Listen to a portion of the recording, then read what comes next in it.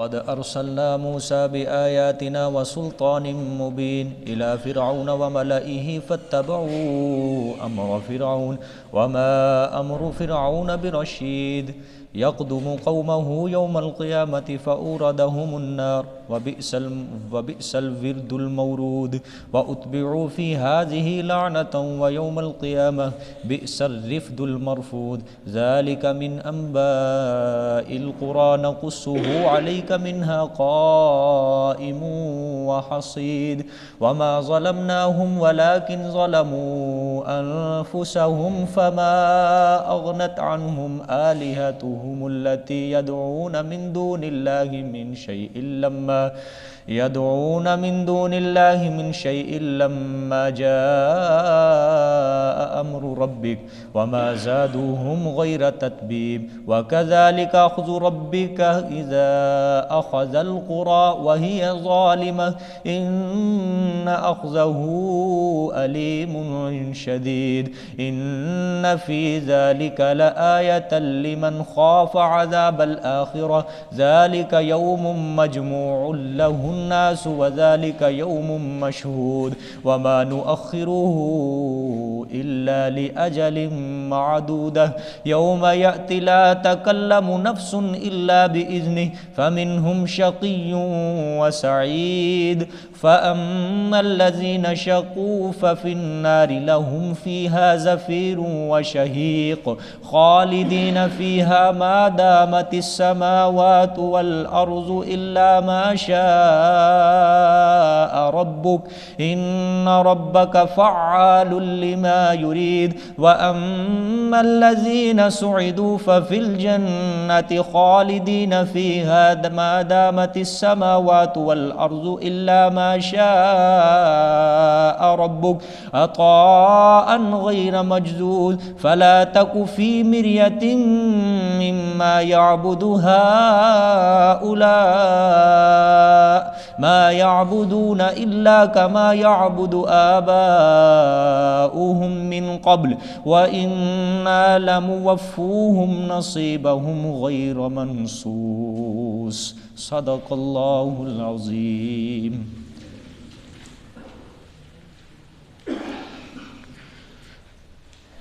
اللہ گزشتہ سبق میں حضرت شعیب علیہ السلام کا قصہ اللہ تعالیٰ نے بیان فرمایا جو پہلے دعوے کی وضاحت کرنے کے لیے بیان ہوا. آج کے سبق میں حضرت موسیٰ علیہ السلام کا ذکر خیر اللہ فرمائیں گے اور یہ 7واں قصہ ہوگا اور یہ تیسرے دعوے کے متعلق ہوگا. ترجمہ دیکھیں آیت کا.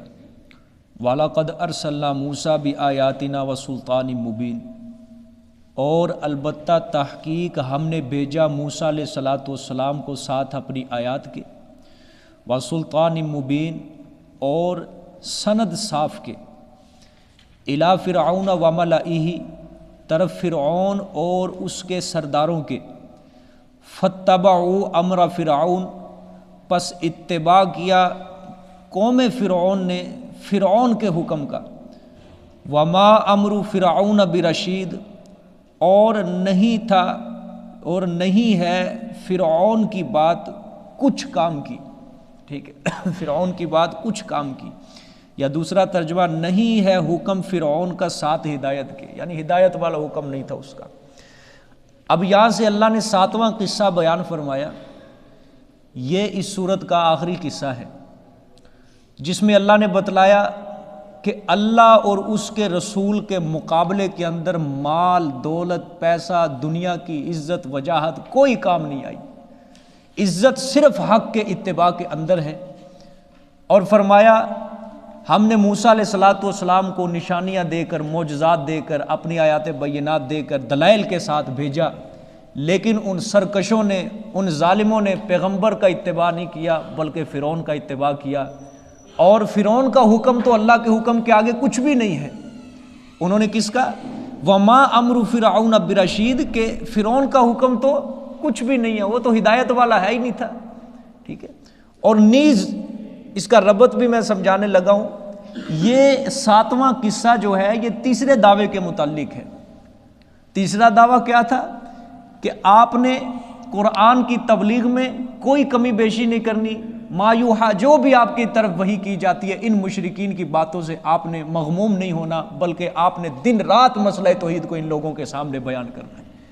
میرے پیغمبر حضرت موسیٰ علیہ السلام کا بھی قصہ پڑھ کے دیکھیے کہ فرعون اور اس کے سرداروں نے موسیٰ کو تکلیفیں پہنچائی، مصیبتوں میں مبتلا کیا، اپنوں نے بھی پرایوں نے بھی، اور 40 سال کی اپنی قوم نے ان کی محنت کے اوپر پانی پھیرا، لیکن حضرت موسیٰ بڑے صبر کے ساتھ، استقلال کے ساتھ اپنے مشن کے اوپر قائم رہے، مسئلہ توحید میں کو بیان کرنے میں انہوں نے کوتاہی نہیں کی۔ اس لیے میرے پیغمبر مسئلہ توحید بیان کرنے میں آپ پہ بھی مشکلات آئیں گی، پریشانیاں آئیں گی، مصیبتیں آئیں گی، لیکن آپ نے بھی صبر و استقلال کے ساتھ پورا مظاہرہ کرنا ہے، ہمت اور عزم کے ساتھ آپ نے مسئلہ توحید کو دن رات بیان کرنا ہے۔ یہ تیسرے دعوے کے متعلق یہ 7واں قصہ اللہ نے ذکر کیا۔ حضرت موسیٰ علیہ السلام کا میں کہتا ہوں اللہ جہاں بھی ذکر کرتے ہیں نا قرآن پاک میں، وہ حضور صلی اللہ علیہ وسلم کو تسلی دینا مقصود ہوتا ہے۔ سورۃ اعراف میں بھی اللہ تعالیٰ نے یہ قصہ ذکر کیا حضرت موسیٰ کا، وہاں تفصیل کے ساتھ اللہ نے ذکر کیا، یہاں تو تھوڑی تفصیل کم ہے۔ وہاں اللہ تعالیٰ نے حضرت موسیٰ کے 8 واقعات اللہ نے ذکر کیے، اور مقصود اس سے یہی تھا میرے پیغمبر دیکھ لو کس طرح حضرت موسیٰ صبر و استقلال کا انہوں نے مظاہرہ کیا، اور یہاں بھی حضور کو تسلی دینا ہی مقصود ہے۔ جو اللہ نے 7واں قصہ بیان فرمایا کہ ہم نے موسیٰ کو اپنی آیات اور واضح سند دے کر، معجزات کے ساتھ تو ہی مسئلہ توحید دے کر بھیجا فرعون کے اور اس کے سرداروں کے، لیکن ان ظالموں نے کیا کیا، فرعون کی قوم نے فتبعوا امر فرعون، فرعون کے حکم کے پیچھے لگ گئے، وہ اللہ کا حکم چھوڑ دیا، اور اللہ کا حکم چھوڑ دیا ان ظالموں نے۔ اللہ کا حکم تو ہدایت والا تھا، ان کو جنت کی طرف لے کر جانے والا تھا، منزل مقصود تک لے کے جانے والا تھا، لیکن انہوں نے فرعون کے حکم کی اتباع کی، اور فرعون کا حکم کیا تھا، جہنم کی طرف ان کو لے کر جانے والا تھا، کسی کام کا اس کا حکم نہیں تھا۔ آگے اب تخویف اخروی ہے، یقدم قومہ یوم القیامت فاوردہم النار وبئس الورد المورود۔ اللہ اکبر۔ اللہ نے فرمایا آگے آگے ہوگا اپنی قوم کے قیامت کے دن، فاوردہم النار، پس جا پہنچے گا ان کو آگ میں، لے جائے گا ان کو آگ میں، ٹھیک ہے۔ فرعون یعنی قیامت والے دن یہ اپنی قوم کے آگے آگے ہوگا، اور ان کو کہاں لے کر جائے گا، جہنم میں۔ وبئس الورد المورود، اور برا ہے وہ گھاٹ جس پر پہنچے، یعنی جہنم کا جو گھاٹ ہے اللہ نے فرمایا برا ہے جس پر وہ لے کر جائے گا، ٹھیک ہے۔ اللہ اکبر۔ یہ تخویف اخروی ہے کہ اللہ نے فرمایا جس طرح فرعون دنیا کے اندر ان گمراہوں کا امام بنا ہوا تھا، پیشوا بنا ہوا تھا، مقتدا بنا ہوا تھا، قیامت کے دن بھی وہ اپنی قوم کا کیا بنے گا، گمراہ پیشوا بنے گا، امام بنے گا۔ یہی بات ہے آج دنیا کے اندر اگر کوئی بندہ کسی 10 بندوں کو گمراہ کرتا ہے، 20 بندوں کو گمراہ کرتا ہے، وہ تو ان کو برائی کا مقتدا بن گیا۔ تو جس طرح دنیا کے اندر وہ اللہ نے فرمایا مقتدا تھا، قیامت والے دن بھی وہ جہنم کے اندر جو اسے لے کے جائے گا مقتدا بن کے لے کے جائے گا، آگے آگے وہ ہوگا اور پیچھے پیچھے اس کے متبعین ہوں گے۔ اور سورۃ اعراف کے بقول جو اللہ نے فرمایا کہ ایک دوسرے کے اوپر لعنت کریں گے، پھر یہ جاتے جاتے بھی مقتدا مقتدیوں کے اوپر لعنت کرے گا، اور مقتدی امام اپنے اماموں کے اوپر لعنت کرے گا، ظالم تو نے ہمیں دنیا کے اندر گمراہ کیا ہے، ٹھیک ہے۔ امام کہے گا میں نے کون سا تمہیں کہا تھا، تم خود آئے میرے پیچھے، ٹھیک ہے، تم نہ آتے میں نہ تمہیں گمراہ کرتا، ظالموں تمہاری وجہ سے تم نے مجھے سہ دی، تم نے مجھے اونچا اٹھایا، تمہاری وجہ سے میں گمراہ ہوا، تمہارے اوپر لعنت ہے، ٹھیک ہے۔ تو یہ قوم، یہ فرعون جو تھا، اللہ نے فرمایا جس طرح دنیا کے اندر اپنی قوم کی قیادت کرتا تھا، قیامت والے دن جہنم کے اندر جب جائے گا یہ بھی اپنی قوم کے اندر قیادت کرتے ہوئے جائے گا اس وقت۔ یہاں سے عبرت حاصل کرو کہ اگر کسی ایک بندے کو ہم نے گمراہ کر دیا، برے رستے پہ لگا دیا، 2 کو گمراہ کر دیا، 4 کو، 5 کو، کتنوں کو گمراہ کر دیا، تو قیامت والے دن وہ اسی طرح اللہ اس کو آگے لگائے گے، پیچھے پیچھے اس کے متبعین کو لگائیں گے۔ اس چیز سے بچو، ٹھیک ہے، ہاں اس چیز سے کیا کرو، بچو اس چیز سے۔ ہماری وجہ سے کوئی انسان گمراہ نہیں ہونا چاہیے، ہماری وجہ سے کوئی انسان غلط رستے کے اوپر نہیں چلنا چاہیے، جہنم کے رستے کے اوپر نہیں چلنا چاہیے۔ ہماری وجہ سے اگر کوئی سیدھا ہو تو سیدھے صراط مستقیم کے رستے پر قائم ہونا چاہیے، ٹھیک ہے۔ ہاں دیکھیں جی آگے وَأُتْبِعُوا، اچھا یہ بات سمجھے، وَبِئْسَ الْوِرْدُ الْمَوْرُودُ، اور برا ہے وہ گھاٹ جس پر وہ پہنچے، ٹھکانہ جسے کہہ لو۔ یہ گھاٹ کہتے ہیں، گھاٹ دریا میں اترنے کے لیے ایک جگہ مخصوص ہوتی ہے، کیونکہ ہر طرف سے دریا کے اندر انسان نہیں اتر سکتا، کہ ایک مخصوص جگہ ہوتی ہے جہاں سے اتر کے وہ اپنی پیاس بجھا سکتا ہے، گرمی کی شدت کو اپنے سے دور کر سکتا ہے۔ اللہ تعالیٰ نے فرمایا یہ جو جہنم کا گھاٹ ہے یہاں معاملہ برعکس ہوگا، کہ جو گھاٹ کے اندر انسان اترتا ہے ایک امید لے کے اترتا ہے کہ وہاں میری پیاس بجھے گی، وہاں میری دھوپ کی شدت، دھوپ کی گرمی دور ہو جائے گی، مگر یہاں معاملہ برعکس ہوگا کہ وہاں پانی سے کلیجہ ان کا پھٹ پڑے گا اور پیاس اور زیادہ لگے گی اور زبان ان کی چھاتی کے اوپر آ جائے گی۔ یہاں جہنم کی گھاٹ کے اندر معاملہ ہی برعکس ہے۔ یہ اس لیے فرمایا برا ہے گھاٹ جہنم کا، اللہ ہمیں محفوظ فرمائے سب کو۔ آگے فرمایا وَأُتْبِعُوا فِي هَذِهِ لَعْنَةً وَيَوْمَ الْقِيَامَةِ بِئْسَ الرِّفْدُ الْمَرْفُودُ، اور پیچھے سے ملتی رہی اس دنیا میں لعنت، ان کو پیچھے سے ملتی رہی اس دنیا میں لعنت، وَيَوْمَ الْقِيَامَةِ، اور قیامت کے دن بھی، بِئْسَ الرِّفْدُ الْمَرْفُودُ، اللہ اکبر، اور برا ہے وہ عطیہ جو ان کا ملا، برا ہے وہ انعام جو ان کو ملا۔ یہ بطور تحکم اللہ تعالیٰ نے فرمایا ہے، برا عطیہ ہے، برا انعام ہے وہ جو ان کو ملا۔ اور اللہ نے فرمایا اس دنیا میں بھی اس قوم کے پیچھے لعنت لگا دی گئی، اور قیامت والے دن بھی ایسے مغرور اور متکبرین لوگوں پر دنیا میں بھی لعنت لوگ کریں گے، ٹھیک ہے، کہ ظالم نے خدائی کا دعویٰ کیا تھا اور اللہ تعالیٰ نے ان کو پانی کے اندر غرق کر دیا، کیسا لعنتی انسان تھا، دنیا میں بھی لعنت کریں گے، قیامت والے دن کی بھی اس کے اوپر لعنت کریں گے لوگ۔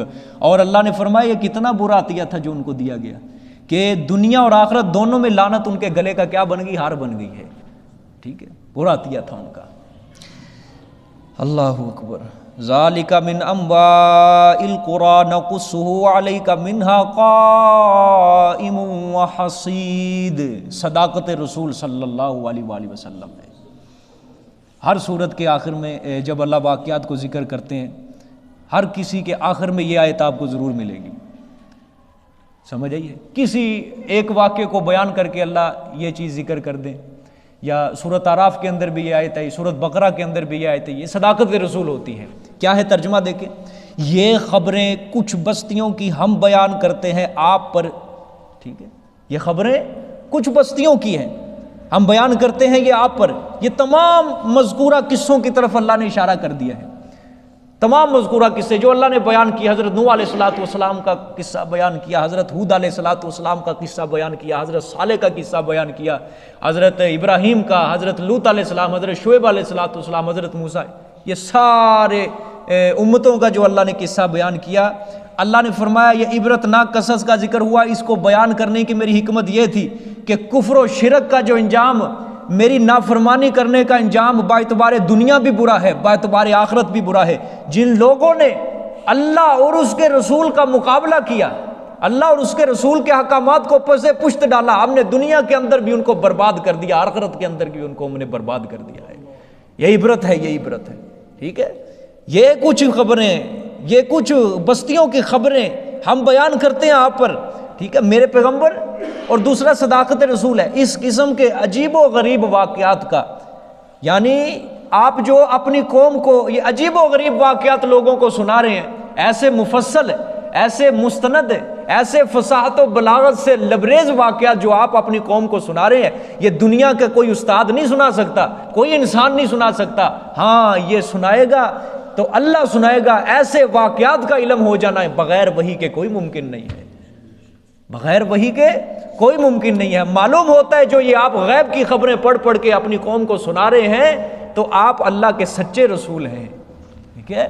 ہاں آگے دیکھو یہ کیا دو لفظ ہیں، منہا قائم و حصید، ہاں ان بستیوں میں سے کچھ تو اب بھی موجود ہیں، ٹھیک ہے، وہ حصید، اور کچھ کی جڑ کٹ گئی، ٹھیک ہے، کچھ اب بھی موجود ہیں، کچھ کی ہم نے جڑ کاٹ کے رکھ دی۔ اللہ نے فرمایا یہ 7 ہولناک قصے تمہارے سامنے میں نے بیان کیے، اس صورت میں بیان کیے، یہ سابقہ امتوں کے میں نے چند قصے بیان کیے۔ جو ہم نے اس صورت میں جو بھی بیان کیا ہے میرے پیغمبر، یہ اس لیے کیا ہے تاکہ آپ اپنی قوم کو یہ قصے پڑھ کے سنائیں، وہ عبرت حاصل کریں، وہ سبق حاصل کریں۔ بعض بستیاں تو اللہ نے فرمایا اب بھی باقی ہیں، جیسے مصر وغیرہ، ٹھیک ہے، اور اللہ نے فرمایا بعض کی ہم نے جڑیں کاٹ کے رکھ دی، لیکن اپنے معبودوں کے اوپر، خود ساختہ معبودوں کے اوپر بڑی امیدیں لگا کے بیٹھے تھے، ان کے معبود بھی مشکل وقت میں کوئی کام نہیں آئے، ان کی کوئی مدد نہیں کی، ٹھیک ہے، برباد ہو گئے دنیا کے اندر آخرت کے اندر، ٹھیک ہے۔ میرے پیغمبر صلی اللہ علیہ وسلم نے فرمایا سورۃ ہود نے میرے بالوں کو سفید کر دیا ہے، کیوں؟ اس کی یہی تخفیفات سن کے، آگے ایک تخفیف آ رہی ہے، یقین کرو دل ہلا کے رکھ دیتی ہے، اللہ آخرت کے عذاب کا جب ڈراوا دیں گے۔ تو یہ اللہ کس سے کیوں ذکر کرتے ہیں؟ آپ صلی اللہ علیہ وسلم کا بھی دل نرم ہو گیا، ویسے ہی نرم تھا، جب یہ قصے سنتے تھے تو ظاہری بات ہے کتنے مغموم ہو جایا کرتے تھے، اور صحابہ کرام کے دل بھی، وہ بھی آپ صلی اللہ علیہ وسلم کی صحبت میں بیٹھتے تھے، ان کے دل بھی نرم تھے۔ لیکن جب ہم آج یہ قرآن پاک کے قصے پڑھتے ہیں، سنتے ہیں، ہمارے دلوں کے اوپر اثر نہیں کرتے۔ یہ وجہ کیا ہے؟ دل ہمارے سخت ہو چکے ہیں، یہ اس لیے اثر نہیں کرتے۔ ابھی میں آگے ایک وجوہات بتاؤں گا یہ دل سخت کیوں ہوتے ہیں، نرم دل کن کا ہوتا ہے اور سخت دل کن کا ہوتا ہے۔ جس کا دل سخت ہو جاتا ہے اس کے اوپر کوئی نصیحت کچھ سی طرح کا کوئی اثر نہیں کرتی، وہ ضدی بن جاتا ہے، وہ انادی بن جاتا ہے، جتنا مرضی اس کو سمجھا لو۔ حضرت شعیب علیہ السلام کی تبلیغ کل گزری نا، کتنا سمجھایا تھا قوم کو، بالآخر کیسی فصاحت و بلاغت کے ساتھ حضرت اپنی قوم کو سمجھا رہے ہیں، تو قوم نے آگے سے کیا جواب دیا؟ تیری کوئی بات ہمیں سمجھ نہیں آ رہی۔ یہی جواب تھا نا، پڑھا تھا، تیری ہمیں باتیں سمجھ نہیں آ رہی، ما نفقہ کثیرا مما تقول، تیری کوئی بات ہمیں سمجھ نہیں آ رہی، ہمیں پلے نہیں پڑ رہی۔ یہ سخت دلی کی علامت ہوتی ہے، ٹھیک ہے۔ کوئی بات، کوئی نصیحت، ایموشنل حدیث، ایموشنل آیت کوئی سنا دو اس کو، نہیں اثر کرے گی، دلوں کی سختی ہے یہ گناہوں کا اثر ہے۔ ہمارے دل گناہوں کی ظلمت اور تاریکی کے اندر پھنس گئے ہیں، اندھیرا چھا چکا ہے دلوں کے اندر، ٹھیک ہے۔ تو اللہ فرما رہے یہ قصے ہم اس لیے ذکر کرتے ہیں تاکہ لوگ عبرت پکڑیں۔ اللہ کا مقابلہ کرو گے، اللہ کے رسول کا مقابلہ کرو گے، نافرمانیاں کرو گے، میں دنیا کے اندر برباد کر کے رکھ دوں گا تم۔ ہے کون اللہ کے آگے طاقت دکھانے والا، قوت دکھانے والا؟ یہ تو ہمارے ایمان کمزور ہیں، ہمارے ایمان کمزور ہے۔ اللہ کی مہلت کو ہم نے اللہ کی مہلت سے ناجائز فائدہ اٹھایا ہوا ہے کہ ٹھیک ہے اللہ معاف کرے۔ جس طرح مشرکین کہتے تھے نا کہ عذاب اس لیے نہیں آتا، اللہ ہم سے خوش ہے۔ اللہ ہم سے کیا ہے؟ خوش ہے اللہ۔ اگر اللہ ہم سے ناراض ہوتا تو عذاب فوراً آ جاتا۔ یہ کچھ ہمارے ذہنوں میں بھی یہ بات بیٹھی ہوئی ہے کہ اللہ ہم سے خوش ہے، ہم تو خوشحال ہیں، ہمیں تو کچھ بات نہیں ہے۔ لیکن جب مصیبت آ جاتی ہے، پریشانی آ جاتی ہے، کوئی بیماری لگتی ہے ایسی، پھر کیا کہتے ہیں؟ وہ بیماری تو اللہ کی طرف سے آتی ہے، یہ کوئی ایسا مسئلہ ہے، ٹھیک ہے اللہ کی طرف سے آتی ہے، لیکن جو تو نے سابقہ 40 سال کے اندر گناہ کیے ہیں وہ کوئی پتہ نہیں ہے تجھے، وہ ساری اب سزا بھگتنی وہ اللہ تعالیٰ اب شروع کریں گے تیرے۔ جب تیری اولاد بھی تجھ سے کنارہ کشی اختیار کرے گی، تیری جیب کے اندر بھی کوئی پیسہ خرچنے کے لیے نہیں ہوگا، اس وقت اللہ تیری ذلیل ضلالت کے دن شروع کر دیں گے۔ پھر اللہ ظاہری بات ہے، آج تو دیکھ لو 25 سال کی عمر میں نوجوانوں کو شوگر کے مریض ہیں، ہارٹ اٹیک کے مریض ہیں، بیماریوں کے مریض ہیں، کتنی بلڈ پریشر کا کوئی مریض ہے، یہ ساری کی ساری بھئی ہمارے اوپر جو اللہ تعالیٰ نے سزائیں مقرر کی ہوئی ہیں۔ انسان اگر تھوڑا سا ذہن دوڑائے نا کہ اس نے سابقہ زندگی کے اندر کیا کیا کام کیے، کتنا اللہ کو ناراض کیا، ظاہری بات اللہ نے مہلت دی تھی اس کو، اب اللہ تعالیٰ کی پکڑ آ گئی ہے، بڑی سخت آ گئی ہے۔ انسان نہیں سوچتا، جب انسان اپنی عے کے اندر آتا ہے، انا کے اندر آتا ہے، مغرور ہوتا ہے، تکبر کے اندر آتا ہے، اللہ تعالیٰ اس وقت نہیں پکڑتے، کسی مقام پہ جا کے اللہ اس وقت پکڑتے ہیں جب اس کو بڑی سخت ضرورت ہو، اس کو بڑی لوگوں کے اندر عزت ہو، وہاں پہ جا کے پھر اللہ اس کو ذلیل کرنا شروع کر دیتے۔ میں آپ کو ایک واقعہ سناتا ہوں۔ میں آج سے 1-2 سال پہلے ایک جگہ پہ گیا، وہ آدمی تھا، گھر بڑا عالیشان بنا ہوا، یہ ایک ہی منزل تھی ان کے گھر کی، چھت ان کی کافی کھلی تھی، اس کے اوپر ایک کمرہ تھا، پرانا بس کمرہ، جس طرح لوگ چھت کے کمرے میں پرانا سامان رکھ دیتے ہیں، اس طرح انہوں نے سامان رکھے ہوئے۔ 4 بھائی تھے، اکٹھے رہ رہے تھے، ایک بھائی ان کا چھت پہ رہتا تھا پرانے کمرے میں۔ کیا وجہ تھی؟ نیچے بھائیوں نے بول چال چھوڑ دی، ٹھیک ہے، اپنے بڑے بھائی کو انہوں نے چھت کے اوپر چڑھا دیا، ہمارا تیرا تعلق ختم ہے بس۔ اب ہم گئے پتہ لینے کے لیے، پوچھنے کے لیے کیا جی بیماری اس کو، بلڈ پریشر کا مریض ہے، ایک بار ہارٹ اٹیک بھی ہو چکا ہے، شوگر کا مریض ہے، اور شوگر کی وجہ سے آنکھوں کی بینائی کمزور، اس کے بھی آپریشن ہو چکا ہے آنکھوں کا، ٹھیک ہے۔ ابھی اس کو 2-3 دن پہلے رات کو ہارٹ اٹیک ہوا، تیسرے دن ہم اس کو پتہ کرنے کے لیے گئے۔ میں پہلی بار ملا تھا اس کو، پہلی بار۔ اچھا جب وہ مجھے اپنی باتیں سنانے لگا، میرے بھائیوں نے مجھ سے لا تعلقی کا اظہار کر دیا ہے، تو میرے پاس مال تھا، پیسہ تھا، سب کچھ تھا، تو میرے بھائیوں نے مجھ سے لا تعلقی کا اظہار کر دیا، نہ مجھ سے کوئی بولتا ہے نہ چالتا ہے، انہوں نے مجھے نیچے سے اٹھا کے اوپر پھینک دیا کمرے، پرانے کمرے کے اندر، بڑا بھائی کا گھر کا سربراہ جو عزت والا ہوتا ہے، باپ کی جگہ پہ ہوتا ہے، ایک بیوی اس کے ساتھ، بچے ہیں 2-3 وہ ساتھ بیٹھے ہوئے ہیں، ایسے بس گندا پھندا جس طرح ہوتا ہے کام، بیمار آدمی کا جس طرح کام ہوتا ہے۔ بڑی تسلی دی میں نے بھی اس کو، وہ بھی بڑا خوش ہوا کہ قاری صاحب آپ کی باتیں سن کے دل کو بڑی تسلی ہوئی۔ جب میں واپس آ رہا تو اس کے گاؤں کے آدمی نے مجھے بتایا کہ کوئی فائدہ نہیں تسلی دینے کا اس کو، اس نے خود بتایا، کہتا یہ گاؤں کا سب سے بڑا متکبر آدمی تھا یہ ہمارا، کہتے ہر وقت اس کے بغل کے نیچے گن ہوتی تھی، بوسکی کا سوٹ پہنتا تھا، مائے والے سوٹ سے نیچے اس نے کوئی سوٹ نہیں ڈالنا، بڑا فخر متکبر بن کے گاؤں کے چونک کے اندر بیٹھتا تھا، جو بھی اس سے چھوٹا گزرتا تھا نا کم ہمت اس کو تانے دیا کرتا تھا، غریب کو تانے دینے۔ اگر کوئی گاؤں کے اندر مولوی داخل ہو جاتا تھا اس کو کہتا تھا ہاں آ گئے ساڈے پنڈ بھی چندہ منگن، حقارت کی نظر سے۔ اللہ تعالیٰ نے پکڑا کب؟ 40 سال کی عمر میں جا کے، جب 2 بچے ہیں، انسان اس وقت مکمل، آپ کو پتہ ہے 40 سال کی زندگی جو ہوتی ہے انسان مکمل بس اس وقت تیاری میں ہوتا ہے، میں کسی طرح گھر بنا کے چلا جاؤں، اپنے بچوں کے پیٹ پالوں کو، یہ بعد میں بھوکے نہ مرے، میرا کوئی پتہ نہیں۔ اللہ نے اس وقت اس کو ذلیل کرنا شروع کر دیا۔ اللہ کی پکڑ بڑی سخت ہے، یہ ہماری بھول ہے، خدا کی قسم ہماری بھول ہے، اللہ دیکھ رہا ہے، ہر کسی کی حرکت سے واقف ہے اللہ تعالیٰ۔ یہ مال دولت پیسہ جو ہم جس کے اوپر مغرور بن کے بیٹھے ہوئے ہیں یہ ختم ہونے والا ہے۔ اب کہاں تھا؟ دولت مند تھا وہ، اللہ نے بڑا پیسہ سب کچھ چھین لیا، رشتہ داروں نے بھی منہ موڑ لیا، بیوی ایک خدمت کرتی رہی ہے، کب تک خدمت کرے گی، وہ بھی ایک نہ ایک دن منہ پھیر جائے گی، اور ٹھیک سال بعد پتہ چلا وہ بندہ مر گیا، اسی بیماری کے اندر کڑتا کڑتا تڑپتا تڑپتا اللہ نے اس کو ختم کر دیا۔ اس کو اللہ معاف فرمائے۔ اللہ تعالیٰ کی پکڑ سے، اللہ تعالیٰ اپنی پکڑ سے ہمیں محفوظ رکھے، اللہ تعالیٰ اپنی ناراضگی سے ہمیں محفوظ رکھے، ہر وقت اللہ سے ڈرتے رہا کرو خدا کے لیے۔ یہ جو واقعات اللہ قرآن پاک میں ذکر کرتا ہے اس سے عبرت حاصل کرو، عبرت حاصل کرو۔ ہمارے دل بڑے سخت ہو چکے ہیں، اور سخت اسی وجہ سے ہوئے ہیں کہ ہم گناہوں کے اندر بڑے ملوث ہیں۔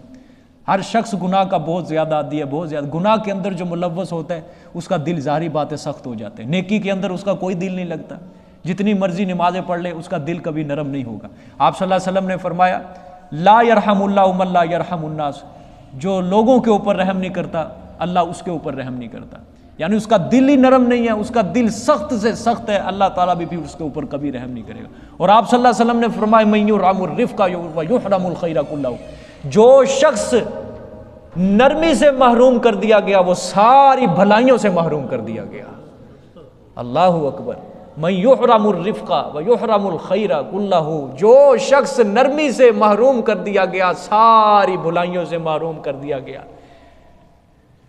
کسی انسان کا دل سخت ہو، کسی انسان کا کہ کسی کو کر نہ سکے، کسی کی مدد نہ کر سکے انسان، پھر چاہے وہ کتنا بڑا عبادتیں کرتا ہو، راتوں کا قیام اللیل کرتا ہو، قرآن پڑھتا ہو، اگر کسی کے کام نہیں آئے گا، اگر وہ دین کے احکامات پہ عمل کیوں نہیں کرے گا، جتنا مرضی بڑا ٹیچر ہو، جتنا مرضی بڑا شیخ الحدیث ہو، پورا دن بیٹھ کے قرآن پاک پڑھا رہا ہے لیکن خدا کی نظروں میں وہ نیک نہیں ہے۔ عالم تو ہے نیک نہیں ہے، حافظ ہے نیک نہیں ہے، ٹھیک ہے، یہ باتیں کر لے جتنی مرضی، لیکن اللہ کی نظروں کے اندر وہ نیک نہیں ہے، وہ ساری بھلائیوں سے محروم کر دیا جائے گا وہ، ٹھیک ہے۔ یہ واقعات ہے، ان سے عبرت حاصل کرنی چاہیے، ٹھیک ہے۔ دیکھیں آگے اللہ نے فرمایا کچھ بستیاں تو ان میں سے اب بھی قائم ہیں، عبرت حاصل کر لو، کچھ بستیوں کو ہم نے برباد کر دیا، ان سے عبرت حاصل کر لو، اب بھی وقت ہے۔ آگے فرمایا وما ظلمناہم ولکن ظلموا انفسہم فما اغنت عنہم آلہتہم التی یدعون من دون اللہ من شیء لما جاء امر ربک، اور نہیں ظلم کیا ہم نے ان کے اوپر، یعنی بلا قصور ہم نے سزا نہیں دی ہے ان کو، جن کے اوپر ہم نے عذاب بھیجا دنیا میں، ہم نے ان کے اوپر ظلم نہیں کیا، ولیکن ظلموا انفسہم، لیکن ظلم کیا انہوں نے اپنے آپ پر، اپنی جانوں پر ظلم کیا، ٹھیک ہے۔ کس طرح؟ اللہ نے فرمایا جس بستیوں کو ہم نے عذاب نازل کیا نا دنیا میں، ہم نے یہ نہیں کہ قصور بھی کوئی نہیں ہم نے سزا دی، نہ کبھی نہیں، بلکہ ہم نے ان کو سمجھانے کے لیے اپنے نبی بھیجے، کتابیں بھیجی، ان کو سمجھایا گیا، نصیحت کی گئی، لیکن انہوں نے جب نصیحت کے اوپر عمل نہ کیا، اپنے شرک سے باز نہ آئے، پیغمبروں کی مخالفت پر اتر آئے، گناہ کے اوپر گناہ، گناہ کے اوپر گناہ، اللہ کی مخالفت، پیغمبر کی مخالفت، اللہ نے فرمایا ہم نے اس کو پھر صفحہ ہستی سے نیست و نابود کیا ہے۔ ہم نے تو کوئی ظلم نہیں کیا، نافرمانی کر کے ظالموں نے اپنے اوپر خود ظلم کیا ہے۔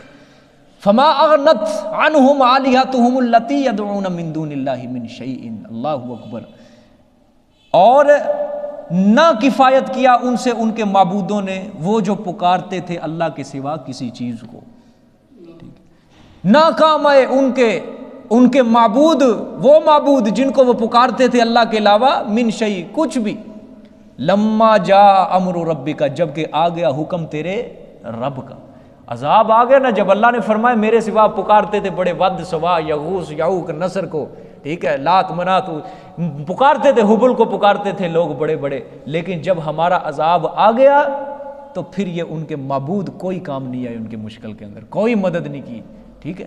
ہاں کیا کیا؟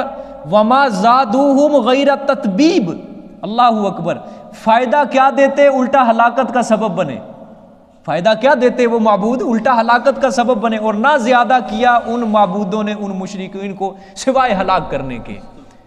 اللہ نے فرمایا فائدہ کیا دیتے؟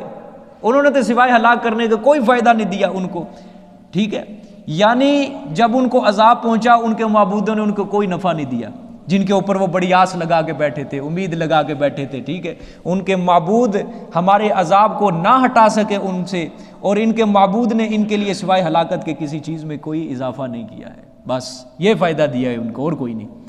اللہ اکبر۔ وَكَذَلِكَ أَخْذُ رَبِّكَ إِذَا أَخَذَ الْقُرَىٰ وَهِيَ ظَالِمَةٌ، اور اسی طرح پکڑ تیرے رب کی جب کہ پکڑتا ہے وہ بستیوں کو، وَهِيَ ظَالِمَةٌ، درا حال یہ کہ وہ ظلم کرنے والے ہوتے ہیں، ٹھیک ہے، اور اسی طرح پکڑ ہے تیرے رب کی جب کہ پکڑتا ہے بستیوں کو جب کہ وہ ظلم کرنے والے ہوتے ہیں۔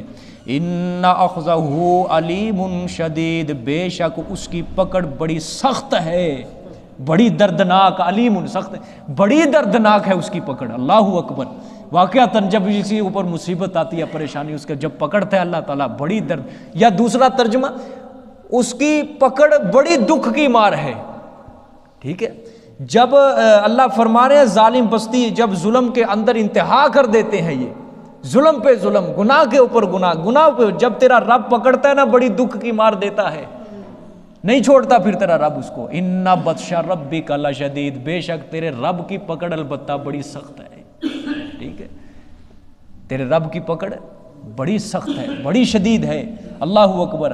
حضرت ابو موسیٰ اشعری رضی اللہ تعالیٰ عنہ سے روایت ہے، آپ صلی اللہ علیہ وسلم نے فرمایا اللہ ظالم کو مہلت دیتا ہے، پھر جب اس کو پکڑتا ہے تو پھر چھوڑتا نہیں ہے اللہ تعالیٰ۔ ظالم کو مہلت ہے، بڑی مہلت ہے، مہلت دیتا ہے، پھر جب اس کو پکڑ لیتا ہے پھر اس کو چھوڑتا بھی نہیں ہے۔ پھر آپ نے یہی آیت پڑھی، یہی وَكَذَلِكَ أَخْذُ رَبِّكَ إِذَا أَخَذَ الْقُرَىٰ وَهِيَ ظَالِمَةٌ إِنَّ أَخْذَهُ عَلِيمٌ شَدِيدٌ۔ اللہ اکبر۔ دیکھیں جی آگے، ان فی ذلک لآیۃ لمن خاف عذاب الآخرہ ذلک یوم مجموع لہ الناس وذلک یوم مشہود، بے شک اس میں البتہ نشانیاں ہیں، بے شک بیچ ان واقعات کے، یہ جتنے بھی واقعات اللہ فرما رہے ذکر کیے ان میں کیا ہیں؟ نشانیاں ہیں۔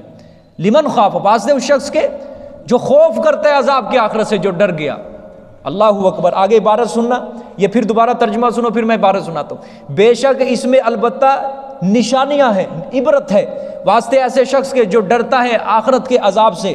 دیکھیں، کیونکہ باوجود یہ کہ دنیا دارالجزا نہیں، دنیا دارالجزا نہیں، اس میں اتنا شدید عذاب ہے دنیا میں، تو آخرت جو دارالجزا ہے اس میں کتنا سخت عذاب ہوگا۔ سمجھ آ گئی یہ بات؟ پھر میں عبارت دہراتا ہوں کہ اس میں نشانیاں کس کے ہیں؟ جو آخرت کے عذاب سے ڈر گیا۔ کیسے؟ کیونکہ باوجود یہ کہ دنیا دارالجزا نہیں، کہ دنیا کے اندر اتنا سخت عذاب اللہ دیتا ہے، اور آخرت جو دارالجزا ہے اس کے اندر اللہ کا عذاب کتنا سخت ہوگا۔ ایسا شخص اگر جو عبرت حاصل کرے گا، یہ اس کو عبرت ملے گی ان واقعات کو سن کے، ٹھیک ہے، اللہ اکبر۔ آگے، ذالک یوم مجموع، اللہ اکبر، یہ آخرت کا دن وہ دن ہے جو جمع کیے جائیں گے لہو واسطے اس کے، الناس لوگوں کو، یعنی لوگوں کو جمع کیا جائے گا، تمام نسل انسانیت کو اللہ تعالیٰ اس دن جمع کر لیں گے روز محشر، میدان محشر کے اندر. او حضرت آدم علیہ السلام سے لے کر آخر انسان تک سارے میدان محشر میں جمع ہوں گے سارے لوگ. پھر کیا ہوگا؟ وَذَلِكَ يَوْمٌ مَّشْهُودٌ، اور یہ دن ہوگا حاضر کیا ہوا، یعنی سب کی حاضری ہوگی، اس میں کوئی غیر حاضر نہیں ہوگا. ہاں دنیا کے ڈپارٹمنٹ پہ لوگ چھٹی کر لیتے ہیں، لیکن اللہ ایک بار ہی میدان سجائے گا، اس کے اندر پھر کوئی غیر حاضر نہیں ہوگا، ہر کوئی حاضر ہوگا وہاں پہ، ہر کوئی حاضر ہوگا. وَمَا نُؤَخِّرُهُ إِلَّا لِأَجَلٍ مَّعْدُودٍ. اگر کوئی سوال کرے کہ اللہ قیامت کو کیوں مؤخر کرتا ہے، اللہ نے اس کو کیوں دور کیا ہے، اللہ فرماتے ہیں اور نہیں مؤخر کیا ہم نے اس کو مگر ایک مدت گنی ہوئی کے، یعنی ایک حکمت ہے ہماری، بس ہم نے اس کو اخیر، اس لیے اس کے اندر ہم نے کیا کی ہے، تاخیر کی ہے. اللہ فرماتے ہیں یہ ایک مدت گنی ہوئی ہے جو سوائے ہمارے کسی کے پاس اس کا علم نہیں ہے. ہاں جب وہ مدت پوری ہو جائے گی تو قیامت کیا ہو جائے گی، برپا ہو جائے گی. بظاہر اگرچہ دنیا کا عرصہ لوگوں کو لمبا لگتا ہے، لیکن آخرت کی مدت کے مقابلے میں یہ عرصہ بڑا قلیل ہے. کس طرح؟ دنیا کی مدت محدود ہے اور آخرت کی مدت غیر محدود ہے. آخرت کی کوئی حد نہیں، کوئی کنارہ نہیں ہے، وہ ایک بڑا لمبا عرصہ ہے، اس کے مقابلے میں دنیا ایک قلیل وقت ہے بس. ٹھیک ہے، اللہ اکبر. اور نہیں ہم مؤخر کرتے اس کو مگر ایک مدت گنی ہوئی کہ یوم یاتی لا تکلم نفس الا باذن، جس دن آئے گا وہ دن قیامت کا، نہیں کوئی کلام کرے گا کوئی نفس مگر اس کی اجازت کے ساتھ. کسی نبی کے اندر کوئی ولی، اب یہ دیکھ لو نفس ان کے اندر، یہ عموم ہے، نفس کے اندر نبی بھی داخل ہے، ولی سارے داخل ہیں، ہر زیرو چیز داخل ہے اس میں.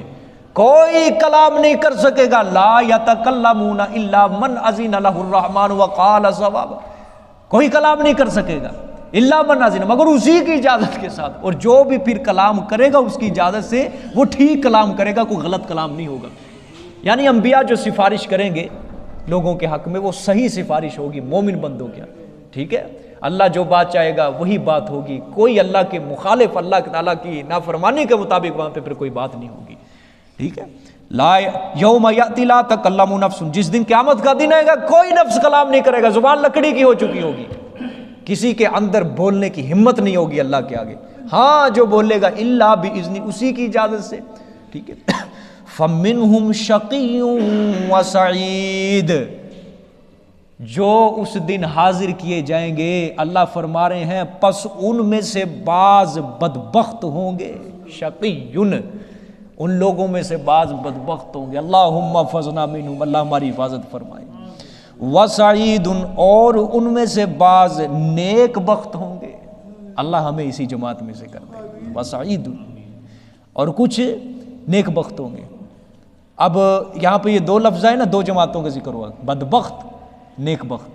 اب اللہ ان دونوں کا تخویف اخروی اور بشارت اخروی دونوں کے بارے میں سنائیں گے. پہلے بدبخت، فَأَمَّا الَّذِينَ شَقُوا فَفِي النَّارِ لَهُمْ فِيهَا زَفِيرٌ وَشَهِيقٌ، پس بہرحال وہ لوگ شقو، پس بیچ آگ جو بدبخت ہوں گے، جو بدبخت ہوئے، شقو جو بدبخت ہوئے، فَفِي النَّارِ پس بیچ آگ میں ہوں گے، لَهُمْ فِيهَا واسطے ان کے اس آگ میں، زفیرٌ ترجمہ غور سے، چیخنا ہوگا. ٹھیک ہے، وَشَهِيقٌ اور دھاڑنا ہوگا. ٹھیک ہے، جس طرح گدھا دھاڑتا ہے کہ ایک آواز چھوٹی اور ایک بڑی، اس طرح وہ دھاڑیں گے قیامت والے دن. ٹھیک ہے، اللہ نے فرمایا جو ہوں گے نا بدبخت، جب میں ان کو جہنم میں پھینکوں گا گدھے کی طرح وہ دھاڑیں گے. یہ زفیر گدھے کی شروع کی آواز کو کہتے ہیں جو سخت ہوتی ہے. جب گدھا بولنا شروع کرتا ہے اس کی آواز بڑی ہوتی ہے، اور جب آواز کو کم کرتا ہے ایک آواز چھوٹی ایک آواز بڑی. شہیق کہتے ہیں گدھے کی نرم آواز کو، ہلکی، اور زفیر کہتے ہیں گدھے کی اونچی آواز کو. ٹھیک ہے، یعنی اللہ فرما رہے ہیں یہ جہنم کے اندر ان کی جو آوازیں ہوں گی یہ گدھے کی طرح اول آواز اور آخر آواز اس طرح یہ نکالیں گے، دھاڑیں گے. یہ سورۃ اعراف کے اندر جب اللہ نے قصے بیان کیے تھے آخر میں اسی طرح آیا تھا نا. ٹھیک ہے، جنتیوں کا کلام جہنمیوں کے ساتھ، پھر صاحب اعراف کے لوگ تھے وہ کبھی جنتیوں سے کلام کر رہے ہیں کبھی جہنمیوں سے. یہاں بھی اللہ نے وہی موڑ اپنایا ہے. کسے ختم کیے؟ اللہ یہ سنا رہے، دیکھ لو یہ قصے، ٹھیک ہے، یہ نیک لوگ، بدبخت لوگ کس طرح کے ان کا انجام ہوگا آخرت کے اندر، ٹھیک ہے، یہ بدبخت کا انجام۔ اللہ نے فرمایا خالدین فیہا، رہیں گے وہ اس میں ہمیشہ، ما دامت السماوات والارض، جب کہ رہیں گے آسمان اور زمین، الا ما شاء ربک، مگر جو چاہے تیرا رب، ان ربک فعال لما یرید، بے شک تیرا رب کرنے والا ہے جو ارادہ کرتا ہے، اس کا کوئی پوچھنے والا نہیں، اس کے حکم کو کوئی ٹالنے والا نہیں۔ آیت کے اندر دیکھیں خالدین فیہا ما دامت السماوات والارض، کہ جہنم کے اندر اس وقت رہیں گے جب تک زمین اور آسمان رہیں گے، زمین اور آسمان تو تباہ ہو جائیں گے اس وقت۔ تو جہنم اور جنت اور جہنم کا کیا مطلب؟ یہ اس کا مطلب ایک محدود مدت ہے جہنمیوں کی، وگرنہ اللہ تعالیٰ قرآن پاک میں ہر جگہ فرماتے کہ ہمیشہ کے لیے رہیں گے، کوئی مدت نہیں ہے ان کے لیے۔ یہاں پہ بات سمجھیں، یہ کلام جو اللہ نے کیا نا عرب کے محاورے کے مطابق کیا ہے، کیونکہ یہ کلام جو اللہ نے اتارا ہے یہ لغت قریش کے اوپر اتارا ہے، عرب کے محاورے کے مطابق۔ اور عرب والے لوگ محاورہ استعمال کرتے تھے اگر کسی چیز کی ہمیشگی کو بیان کرنا مقصود ہوتا ان کا، تو وہ یہی لفظ کہتے ما دامت السماوات والارض، یہ ہمیشہ رہے گا جب تک آسمان اور زمین رہیں گے۔ یعنی کسی چیز کی اگر لمبی مدت کو بیان کرنا مقصود ہوتا تو وہ یہ جملہ بولتے تھے ما دامت السماوات والارض۔ اللہ نے عرب کے کلام، عرب کے محاورے کے مطابق یہ یہاں قرآن پاک میں محاورہ بولا کہ جب تک زمین و آسمان قائم، یعنی یہ لمبی مدت تک قائم رہیں گے نا، اسی طرح وہ جہنم کے اندر ایک لمبی مدت جس کی حد ہی نہیں ہے، یہ جہنم کے اندر اسی طرح رہیں گے۔ میں نے کہا نا وہ کسی چیز کی ہمیشگی کو اگر بیان کرنا مقصود ہوتا تو یہ محاورہ استعمال کرتے۔ اللہ نے اسی محاورے کے مطابق ان عرب والوں کو سمجھایا ہے کہ تم محاورے بولتے ہو نا ہمیشگی استعمال کرنے کے لیے، ہمیشگی بیان کرنے کے لیے، تو دیکھ لو پھر زمین و آسمان جب تک قائم رہیں گے پھر اسی طرح، یعنی ہمیشہ کے لیے جہنم کے اندر رہو گے اگر میرے احکامات سے روگردانی کرو۔ اور آگے یہ جو بیان فرمایا الا ما شاء ربک، مگر جو چاہے تیرا رب، اگر اللہ چاہے اس کو جہنم سے نکال دے، یہ اللہ نے اپنا بیان قدرت بیان کیا، وگرنہ قانون اللہ کا یہی ہے کہ کافر ہمیشہ جہنم کے اندر رہے گا، یہ نہیں باہر نکلے گا۔ ہاں گناہ گار مومن جائیں گے اپنی سزا بھگت کے باہر آ جائیں گے، جنت کے اندر چلے جائیں گے، ٹھیک ہے۔ یہ جو اصول ہے نا، یہ اصول جو ہے کہ گناہ گار مومن جو ہوں گے ایک بار جہنم میں جائیں گے اور اللہ ان کو نکال کے جہنم سے پاک کر کے گناہوں سے پھر جنت میں داخل کریں گے۔ آپ کو پورے قرآن میں یہ اصول نہیں بیان ہوگا، نظر آئے گا کہ اللہ کسی مومن کو جہنم میں ڈال کے جنت میں دوبارہ ڈالیں گے، پورے قرآن میں یہ آپ کو مضمون نہیں ملے گا۔ یہ جو اصول اپنایا ہے یہ حدیث میں اصول ہے، یہ ٹھیک ہے، صحیح احادیث، متواتر احادیث، ٹھیک ہے، اعلیٰ سند سے یہ بات ثابت ہے کہ گناہ گار جو مومن ہوں گے وہ ایک بار جہنم میں جائیں گے، اپنی سزا بھگت کے اللہ پھر ان کو جنت میں داخل کرے۔ قرآن نے جو اصول اپنایا وہ کافر مشرک منافق کے بارے میں اپنایا، بس چلے گئے، ٹھیک ہے، پھر نہیں میں نکالوں گا۔ اور جس طرح جنتیوں کے بارے میں اصول اپنائے، جنتی تو بس ایک بار جنت میں چلے گئے، وہ واپس نہیں آئیں گے پھر جنت سے نہیں۔ اسی طرح جہنم کے اندر جب کافر مشرک منافق جائے گا، قرآن نے یہی اصول اپنائے، وہ بس ہمیشہ کے لیے جہنم کے اندر رہیں گے۔ سمجھ آ گئی؟ اللہ اکبر۔ ان ربک فعال لما یرید، بے شک تیرا رب کرنے والا ہے جو وہ چاہتا ہے، جس کا وہ ارادہ کر لے وہ کر گزرتا ہے، اس کو کوئی روکنے والا نہیں۔ آگے نیک بخت لوگوں کی، وَأَمَّا الَّذِينَ سُعِدُوا فَفِي الْجَنَّةِ خَالِدِينَ فِيهَا مَا دَامَتِ السَّمَاوَاتُ وَالْأَرْضُ، اور بہرحال وہ لوگ جو نیک بخت ہوئے پس وہ جنت میں ہوں گے، رہنے والے ہوں گے بیچ اس کے ہمیشہ، مَا دَامَتِ السَّمَاوَاتُ وَالْأَرْضُ، کہ جب تک رہیں گے آسمان اور زمین، اِلَّا مَا شَاءَ رَبُّكَ، مگر جو چاہے تیرا رب، عَطَاءً غَيْرَ مَجْزُوزٍ۔ اللہ اکبر۔ کیا ترجمہ ہے جی؟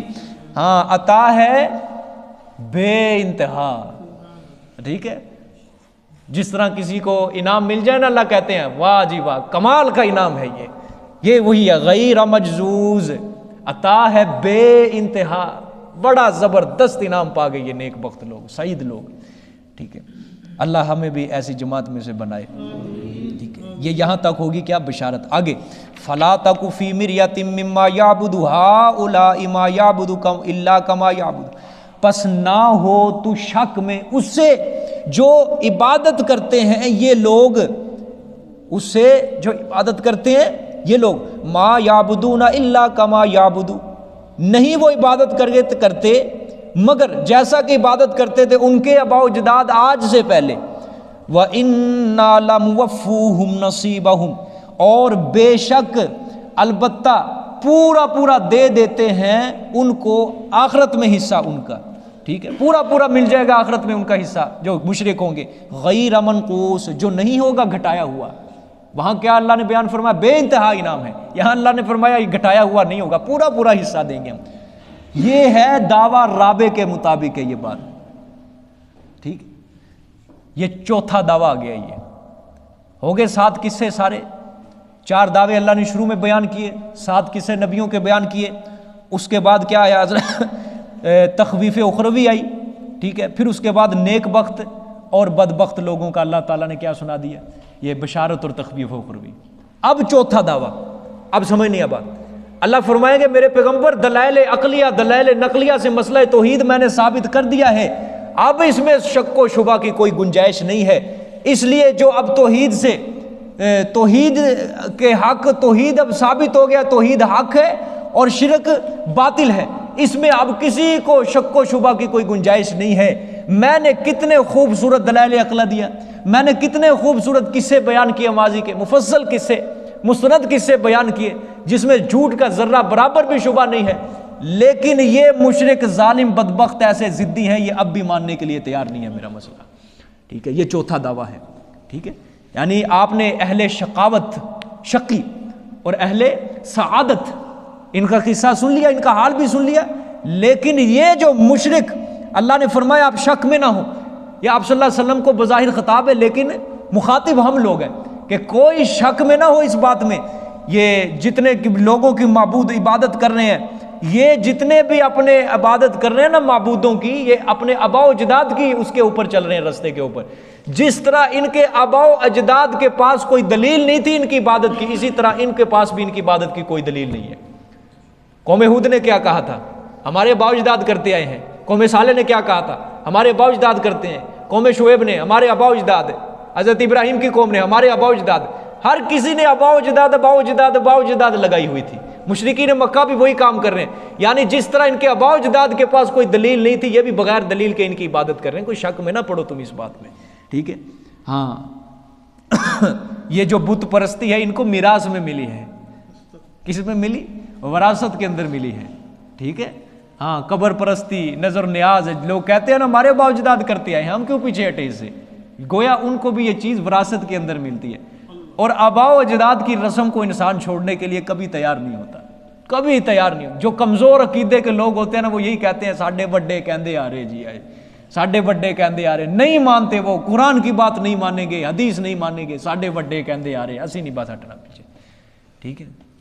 اچھا جی دیکھیں، دین میرے باپ کی یا کسی کے باپ کی جاگیر کا نام نہیں ہے، دین اللہ اور اس کے رسول کی مرضی کا نام ہے، ٹھیک ہے۔ دین ہمارے باپ دادا کی جاگیر نہیں ہے کہ جس طرح مرضی اس کو لے کے چلو، دین ہے اللہ اور اس کے رسول کی مرضی کا نام ہے، بس جو اللہ اور اس کے رسول کی مرضی کے مطابق زندگی گزارے گا وہی کیا بنے گا؟ سعید بنے گا، اور جو اللہ اور اس کے رسول کی مخالف زندگی گزارے گا وہ کیا بنے گا؟ شقی بنے گا، بدبخت بنے گا، ٹھیک ہے۔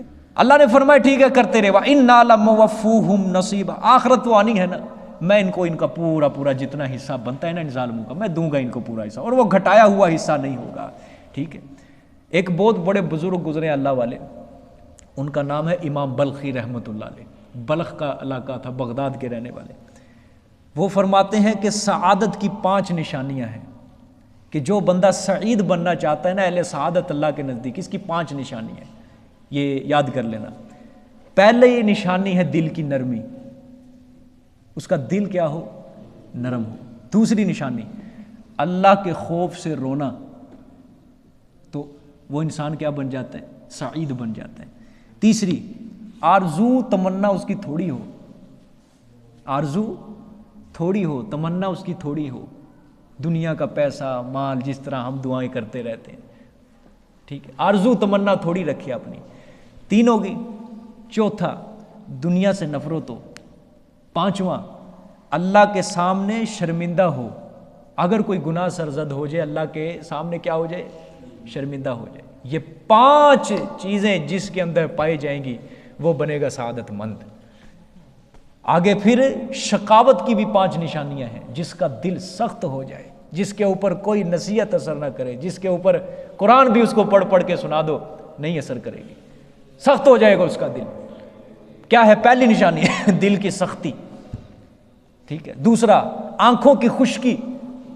اہل سعید کے اندر کیا تھا؟ رونا اللہ کے آگے، کیونکہ جو اللہ کے آگے روتا ہے اس کا دل کیا ہوتا ہے؟ نرم ہوتا ہے۔ لیکن جو اللہ کے آگے رونا چھوڑ دے، آنکھوں کی خشکی، اس کا دل سخت ہو جاتا ہے، اس کے اوپر نصیحت نہیں اثر کرتی کوئی۔